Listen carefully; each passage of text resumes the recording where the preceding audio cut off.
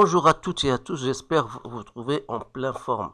Bienvenue dans votre site Bac en poche. Aujourd'hui, dans cette séance, je vais partager avec vous, chers étudiants et étudiantes, un exercice complet concernant l'étude d'une fonction deuxième année baccalauréat. Alors, le sujet est en arabe, donc on va l'expliciter plus ou moins avec les deux langues pour que tout le monde puisse bien sûr comprendre de quoi il s'agit. Donc voilà, le sujet est devant vous. Vous pouvez stopper la vidéo pour le lire convenablement et répondre aux différentes questions.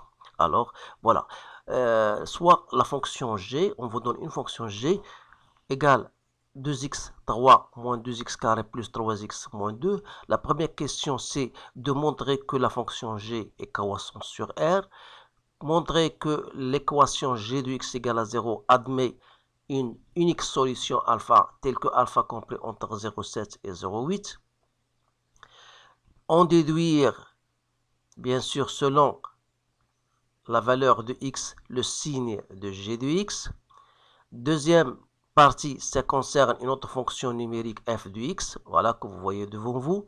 Donc, soit c'est sa courbe représentative dans un repère orthonormé. Montrer que la limite de f de x lorsqu'il tend vers 0 égale à plus l'infini. Puis, vous allez bien sûr donner une interprétation géométrique. Déterminer la limite en moins l'infini et en plus l'infini de la fonction f.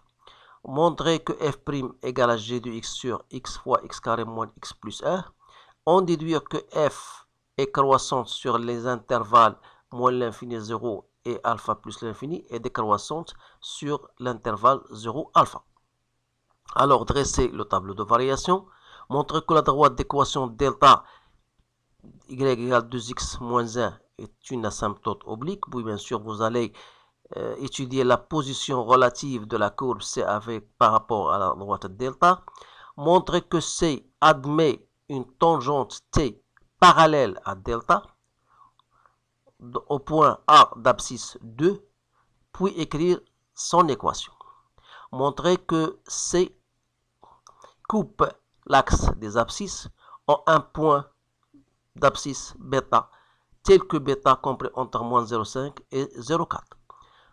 En fin de compte, représenter delta t, ou bien tracer delta t et la courbe C, on vous donne f de alpha égale 0,96. Voilà le sujet. Donc on va tout à fait doucement avec ces différentes questions. Je vais les traduire bien sûr pour bien passer à la correction. Donc voilà. Donc la première question, je vais écrire d'abord la fonction qu'on vous a donnée. Donc voilà, g de x égale 2x3 moins 2x au carré plus 3x moins 2. Donc elle est définie sur R. Donc la première question, je vais noter la première question. Montrer que G est croissante sur R. Donc, pour répondre à cette question, il faut d'abord déterminer g' de x, sachant que la fonction g est une fonction dérivable sur R. Alors, g' de x n'est autre que 4. Donc, je fais 3 fois 2, ça fait 6x au carré. Donc, ça, c'est 3. Donc, moins 4x plus 3. Alors, si vous cherchez le déterminant de cette équation, ça vous donne 16 moins 4 fois 6 fois 3. Donc, c'est forcément négatif. Alors, ça veut dire quoi? Ça veut dire que 6x au carré moins 4x plus 3 va prendre le signe de A, c'est-à-dire 6. Donc, sera strictement positif. Autrement dit, vous avez donc g' de x, elle est strictement positive, ce qui prouve que la fonction g est strictement croissante sur R. Donc voilà pour la première question. Deuxième question, montrer que l'équation, donc l'équation g de x égale à 0, il admet une solution unique notée alpha, tel que alpha est compris entre 0,7 et 0,8. Alors ça, c'est la question A. Et la question B, bien sûr, donc donner ou bien déterminer le signe de G selon les valeurs de X. Donc, alors, comment on va répondre à cette question? Donc, tout simplement, ça nous fait appel au théorème des valeurs intermédiaires. On a la fonction G est une fonction continue sur R, car c'est une fonction polynomiale. Donc, voilà. Et puisqu'il est continu sur R, c'est plutôt continu en particulier sur l'intervalle qu'on vous a donné, c'est-à-dire que j'appelle I pour ne pas toujours répéter. Donc, c'était 0,7, 0,8. Et en plus de ça, elle est strictement croissante. Je m'excuse si j'écris en abrégé parce que le jour de l'examen, vous devez écrire en toutes lettres. Voilà pour gagner assez de temps. Alors, elle est strictement croissante sur cet intervalle. Donc, toujours, il faut noter sur l'intervalle qu'on vous a donné, que j'appelle I. Alors, il nous reste une autre condition, c'est que G de 0,7 fois G de 0,8 doit être inférieur à 0. Alors là, je n'ai pas fait le calcul de cela, donc je vous laisse le soin de le faire pour se rendre compte et pour s'assurer que vous avez ces trois conditions. Alors, ces trois conditions seront remplies, alors ça veut dire qu'il existe un certain alpha appartenant à I, tel que G de alpha égale à 0. Donc voilà comment on va maintenant étudier donc pour la question B le signe de G de X. Alors pour le signe de G de X, alors si je cherche maintenant, parce que X appartenant à R, donc alpha, donc je vais chercher G de moins l'infini alpha. Alors puisque la fonction elle est donc, on a dit qu'elle est croissante, donc G limite de G de X, vous pouvez le chercher, c'est très facile. Donc, limite de G de moins l'infini, c'était moins l'infini. Et limite de alpha, donc ça sera 0. Donc, voilà. Et si vous cherchez, cette fois-ci, l'image de alpha plus l'infini, vous aurez toujours 0 ici, plus l'infini. Alors, ça veut dire quoi? Ça veut dire que quel que soit X appartenant à moins l'infini alpha, vous aurez tout le temps G de X est inférieur à 0. Alors que quel que soit X appartenant à alpha plus l'infini, vous aurez G de X est strictement supérieur à 0. Alors j'espère que tout le monde a bien compris ce que je viens de dire parce que cela, bien sûr, va en relation avec ce qui suit dans la partie 2. Donc on va passer à la partie 2. Donc, voilà, on vous donne une autre fonction, f de x. Donc, f de x est égal à 2x moins 1 plus ln de 1 plus 1 moins x sur x au carré. Donc, la première question, bien sûr, elle était définie. On vous donne le domaine de définition x appartient à moins l'infini 0, union 0 plus l'infini. Alors, bien sûr, normalement, la majorité des cas, on vous donne le domaine de définition parce que on sait que la plupart des étudiants ne savent même pas trouver le domaine de définition, alors parce que ça a une influence sur ce qui suit. Alors, pour cela, on vous donne tout simplement le domaine de définition pour ne pas avoir gros des erreurs. Donc maintenant, ça c'est entre parenthèses, je vais passer à la première question. On vous donne montrer, donc voilà, donc premièrement, montrer que limite de f de x lorsqu'x tend vers 0 égale à plus l'infini et vous allez donner bien sûr une interprétation géométrique. Voilà. Alors, on a limite de f de x lorsqu'x tend vers 0. Donc, c'est bien la limite lorsqu'x tend vers 0 de quoi? De 2x moins 1 plus, je peux même la décomposer, limite de ça, plus la limite, lorsqu'x tend vers 0, de ln de 1 plus 1 moins x sur x au carré. Alors, cela ne pose aucun problème parce que si vous remplacez par 0, ça donne moins 1.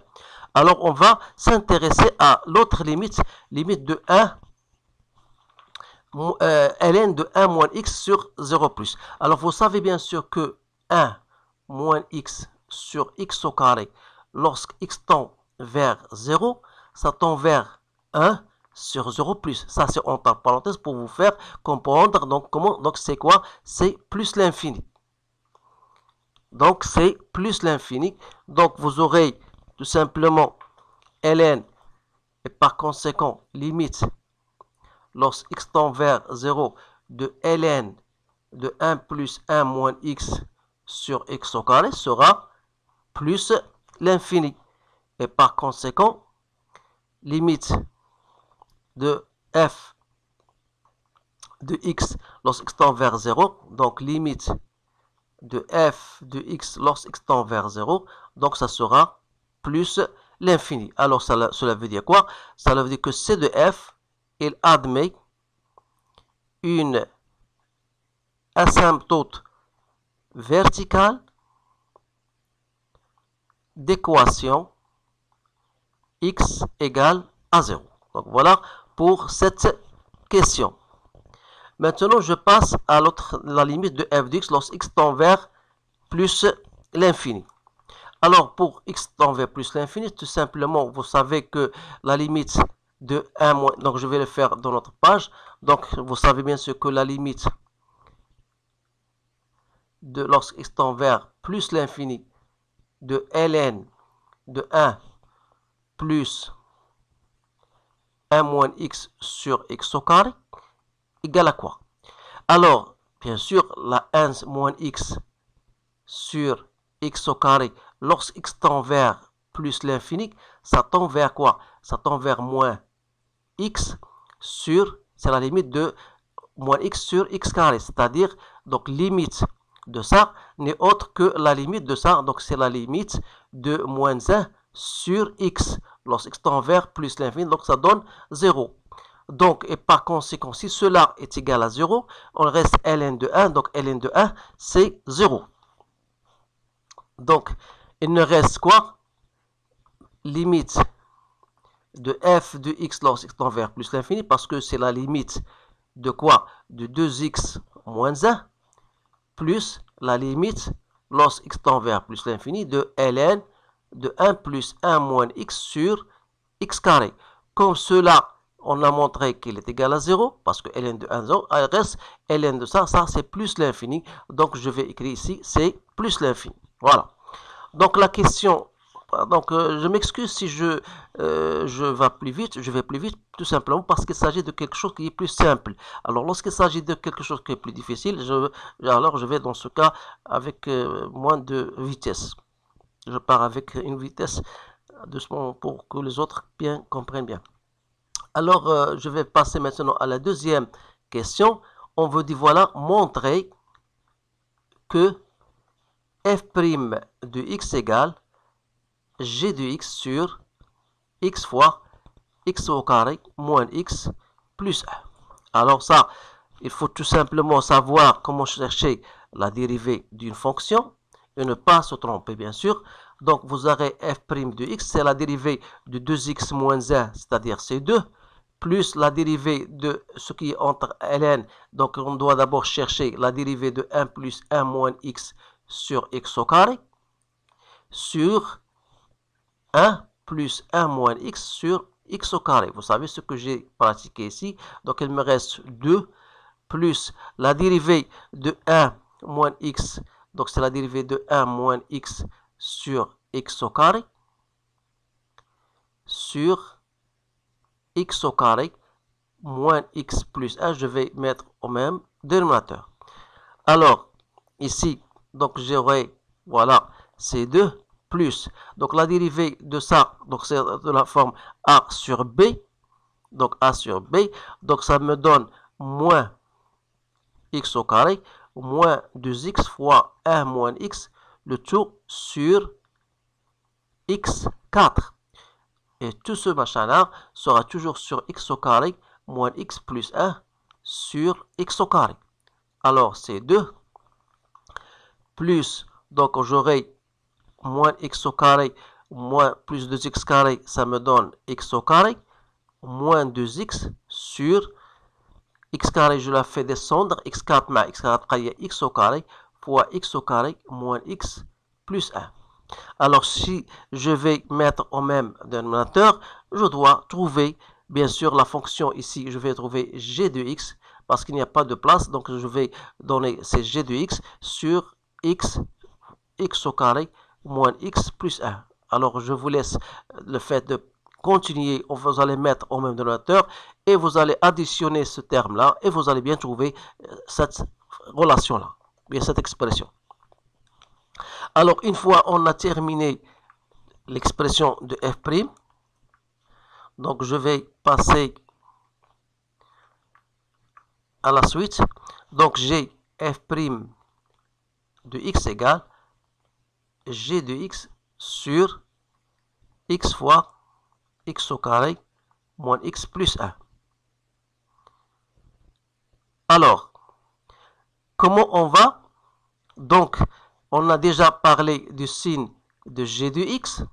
Donc, on a déjà la première question, on a parlé de g de x, la voilà. Donc, on va utiliser ces choses-là dans cette étude-là. Alors, dire que f' de x égale à 0.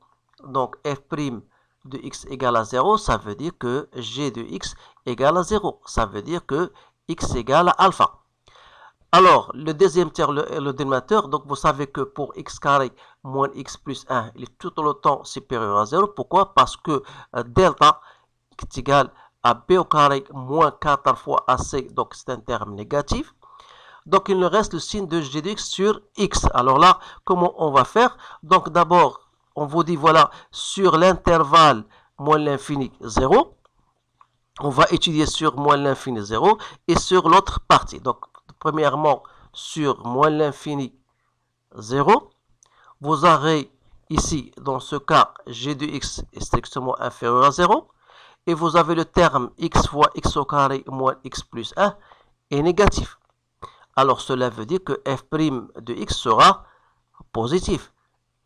De la même, ici, sur l'intervalle 0 alpha, vous avez g de x, elle est négative, et x fois x au carré moins x plus 1 est positif. Donc, ça veut dire que f' de x est négatif. Donc, on va traiter donc, sur moins l'infini 0 et sur alpha plus l'infini. Donc, sur alpha plus l'infini, vous avez f' de x est positif. Alors, ça veut dire ici, f est donc croissante sur l'intervalle moins l'infini 0, union alpha plus l'infini. Et sera décroissante sur l'intervalle 0 alpha. Alors, ça, c'est une méthode, mais je ne la préfère pas. Je vais vous donner une autre méthode pour savoir comment sortir de là sans se tromper, parce que ça, parfois, on se trompe généralement. Donc, je vais vous donner, il faut faire normalement un tableau pour tableau de variation. Il faut toujours le tableau de variation de g, parce que voilà, pour g, ça c'est un rappel. Donc pour la fonction g, donc on a g' de x et on a g de x. Alors moins l'infini plus l'infini, donc on a dit que la fonction elle est croissante. Donc ici, c'est plus l'infini, ici, c'est moins l'infini. Ça veut dire qu'il existe un certain alpha. On a montré qu'il existe un certain alpha tel que g de alpha égale à 0. Donc, à partir de ce tableau, on peut en conclure automatiquement que quel que soit x appartenant à moins l'infini alpha, vous aurez g de x est négatif. Et quel que soit x appartenant à alpha plus l'infini, vous avez g de x est strictement supérieur à 0. Alors cela va nous aider pour dresser notre tableau de variation pour la fonction f. Donc voilà f' de x, voilà f de x. Donc le tableau moins l'infini 0. Et on a ici alpha, parce que alpha est strictement supérieur à 0. Donc ici, ça veut dire que la dérivée, elle s'annule au point alpha. Ça veut dire que vous aurez une demi-tangente ici. Donc on a dit ici, il est positif. Ici, il est négatif. Ici, il est positif. Alors voilà votre tableau de variation. Il aura bien sûr cette allure-là. Il suffit de le remplir. Ici, c'est f de alpha. Ici, on a trouvé plus l'infini. Ici, moins l'infini. Donc voilà votre tableau de variation. On vous a donné bien sûr f de alpha. On va l'utiliser après. Donc maintenant, voilà. Question 3. Donc question qui suit. Voilà.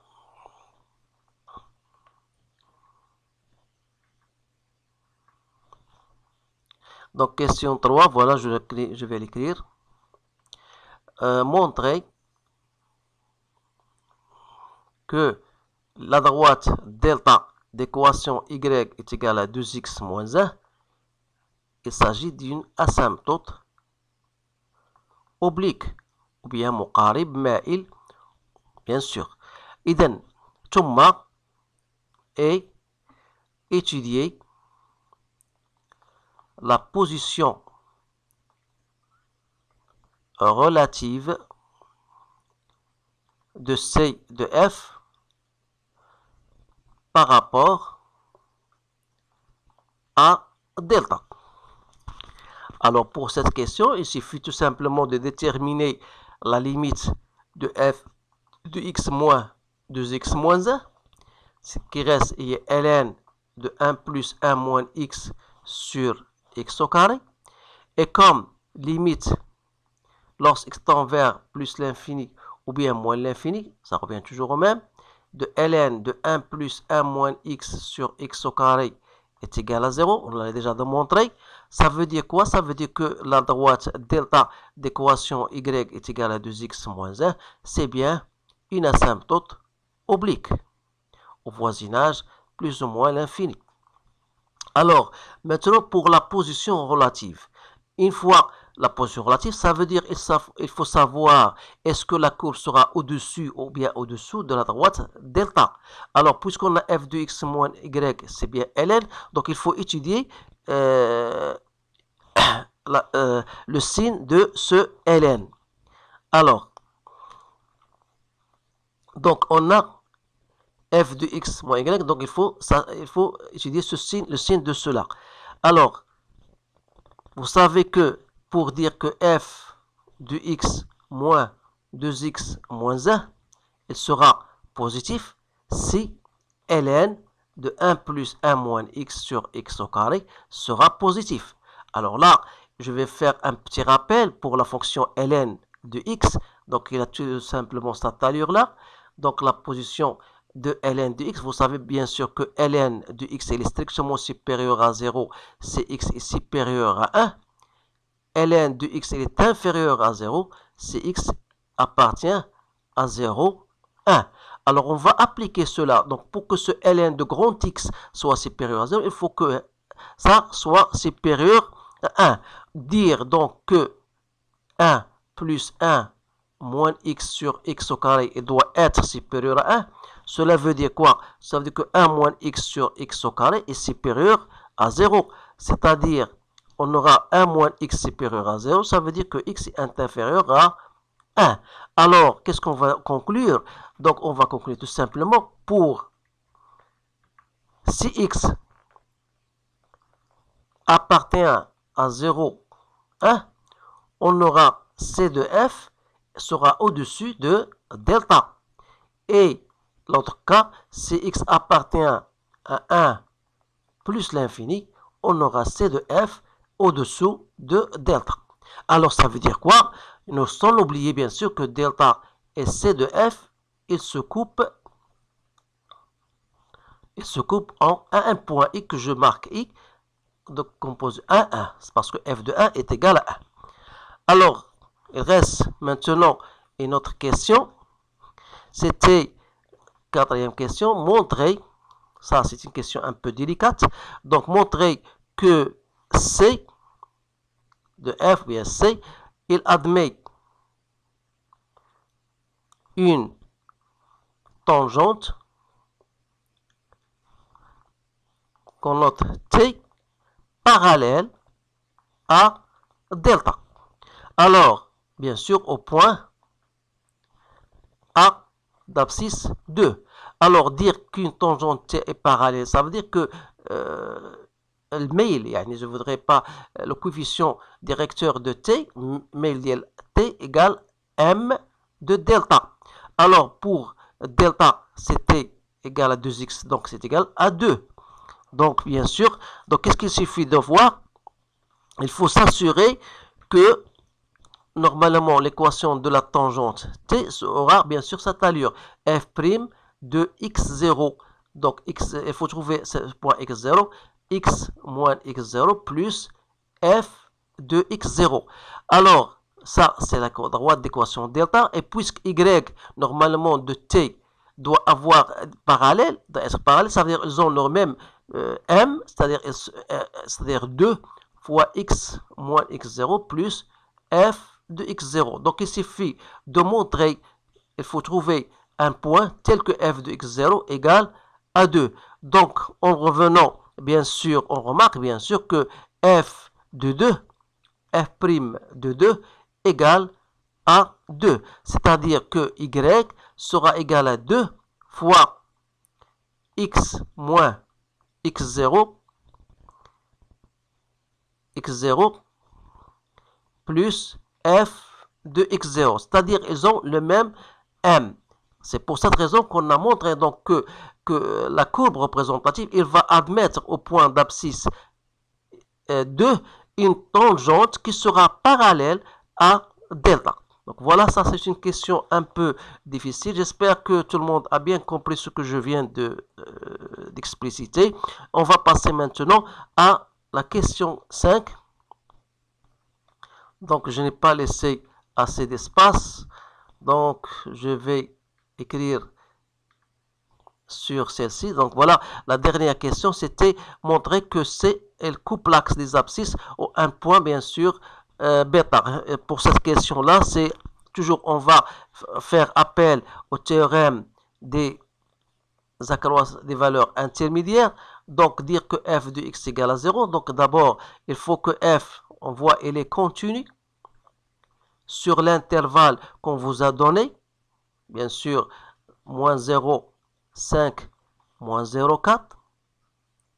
Et il est croissante. Et d'autres choses, il faut vérifier que f de moins 0,5 fois f de moins 0,4 est bien négatif. Alors on dit qu'il existe donc un certain bêta compris entre moins 0,5 et moins 0,4 tel que f de bêta égale à 0. Donc voilà, c'est une question qu'on pose généralement le jour de l'examen. Essayez de faire ce genre d'exercice. Normalement, ce que vous devez supposer connaître, c'est la continuité et la monotonie, puis cette troisième condition. Alors, il ne reste donc que le traçage. Je l'ai déjà tracé, donc je vais le... Voilà, je voulais vous le montrer. En vous disant, voilà, avant de vouloir tracer, il faut d'abord tracer la droite d'équation y égale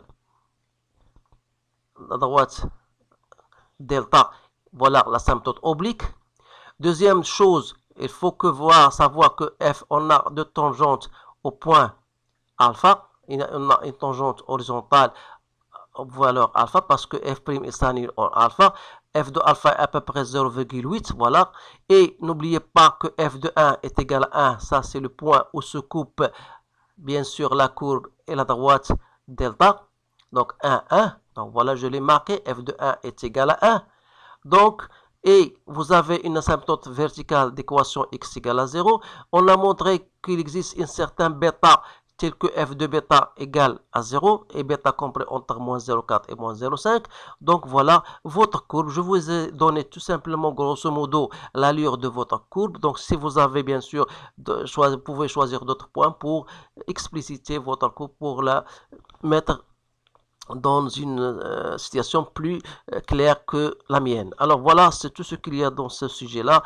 Donc je remarque que c'est un sujet assez intéressant. Si vous voulez bien sûr choisir d'autres sujets assez intéressants et plus difficiles que celui-là, vous allez bien sûr entrer dans mon site Maths et Physique en poche, ou plutôt Bac en poche. Vous allez directement dans ma playlist concernant l'étude de fonctions, trics et astuces, et vous allez bien sûr trouver un tas de fonctions difficiles que vous devez quand même savoir comment les rédiger. Alors, je vous remercie encore une fois.